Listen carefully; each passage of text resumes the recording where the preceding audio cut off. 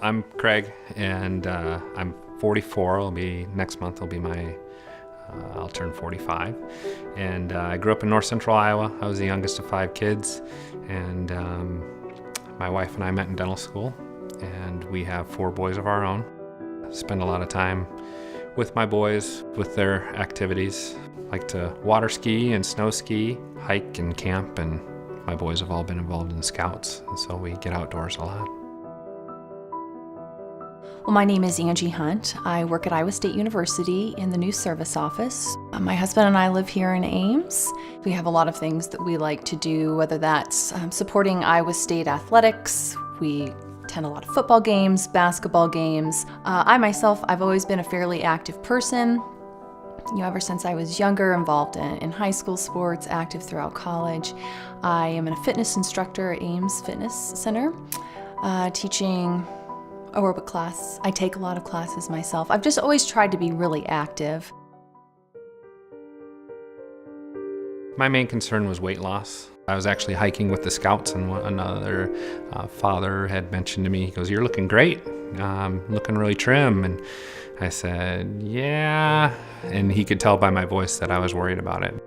I've always been fairly healthy and never had any red flags or concerns, so pretty routine. Go in, do the blood work, do the annual checkup. And so at the time when I visited with my doctor, she had also mentioned it might not hurt to do a fit test, which I was not familiar with that. Then towards the end of August, right before Labor Day weekend, I did have a spot of blood in my stool that I had noticed, and I called my physician, and he saw me right away. It'd probably been 3 or 4 weeks since I visited my doctor and decided to go ahead, do the test, and send it in. And shortly after I did, I got a call back from the doctor's office saying they detected blood. So we decided to do a second fit test just to rule out any false positive before taking the next step. So took another test, and again, had detected blood. Then my doctor recommended having a colonoscopy. I just knew something was off with me. It's after 42 years of life, I knew that something was wrong. I wanted to, for my own peace of mind, I knew I should have a colonoscopy. Went in, had the colonoscopy, and the GI doctor came back into the room after the procedure and said, "I just want to let you know you have colon cancer." And really just, you're coming out of this fog of anesthesia and you're thinking, did I hear that correctly? That was a rough time for my wife, because she had to explain to me while I was still sedated. I kept asking her, and she had to continually explain to me that I had cancer. So that was probably one of the toughest things for me. Isn't necessarily going through it myself, but what others have had to go through. My family, my boys, my wife. I was able to get into see an oncologist that very next week. I immediately had a CT at the morning of my visit with my oncologist, and he brought me in and said, we're not dealing with stage 1 or stage 2, it's at least stage 3. It's broken through the wall of the intestine. It was, I think, just a week and 3 days after my diagnosis, I was already receiving chemo and radiation. Then I was scheduled for my surgery and had about 1 foot of my colon removed. They tested the tumor, and it came back colon cancer stage 2A. So my doctors, they recommended 6 months of chemotherapy. About 2 years ago, I took the last of my chemo for my first round.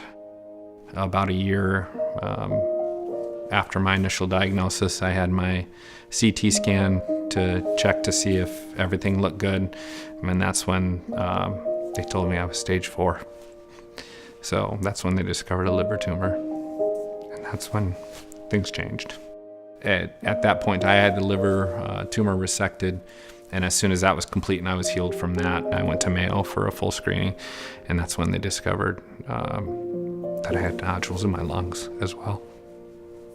It hits hard in terms of staying positive, because you go from 80-some% 5-year survival rate to it completely flips it. You go to about a 12% 5-year survival rate as soon as you've been diagnosed stage 4.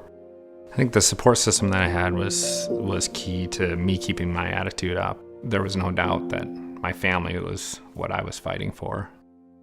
When you look at the odds and you say 12% 5-year survival rate, what I always said was, someone's got to be the 12%, and it's gonna be me. I would have never known to ask my doctor, do you think I should have a fit test at age 40?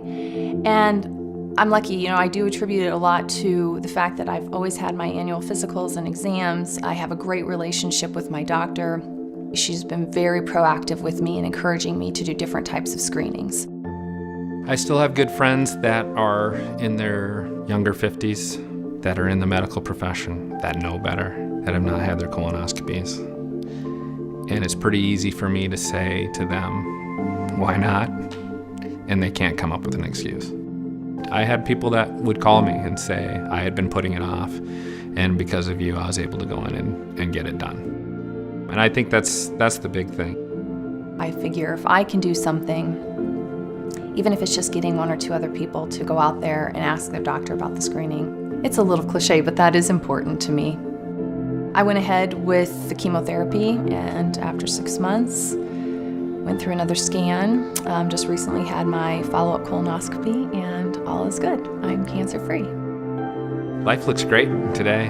I had a clean CT in February, and another clean CT and clean colonoscopy at the end of June.